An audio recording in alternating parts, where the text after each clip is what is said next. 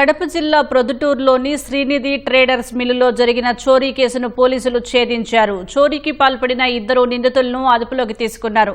గత నెల 29న మిల్లులో సీసీటీవీ కెమెరాల వైర్ను కత్తిరించి గది తాళం ధ్వంసం చేసి నిందితులు నగదు అపహరించారు.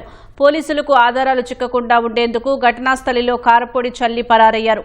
బాధితుడి ఫిర్యాదు మేరకు పోలీసులు కేసు నమోదు చేశారు. మిల్లులో పనిచేస్తున్న కిరణ్ కుమార్, హమాలి ఉత్తయ్యలపై అనుమానం రావడంతో వారిని అదుపులోకి తీసుకుని విచారించారు.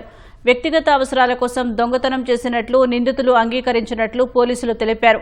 నిందితుల నుంచి 11.36 లక్షలు స్వాధీనం చేసుకున్నారు.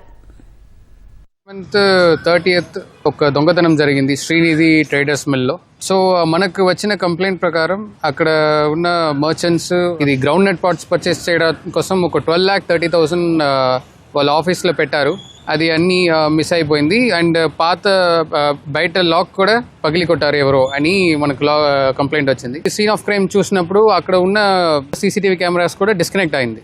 సో అప్పుడు మనకు డౌట్ వచ్చింది, ఎవరైనా ఇన్సైడర్ జాబ్ ఉండవచ్చు, అన్ని ఇన్ఫర్మేషన్ ఉంటున్న వాళ్ళే చేస్తారు అని ఒక డౌట్ మనకు వచ్చింది. మనకు దేవగుడి ఉత్తయ్య అని ఒక అతను మీద డౌట్ వచ్చి ఇంటరోగేట్ చేశాము. సస్టైన్డ్ ఇంటరోగేషన్లో మనకి ఇంకొక నేమ్ దొరికింది, కమ్మిగల్ల కిరణ్ కుమార్ అని.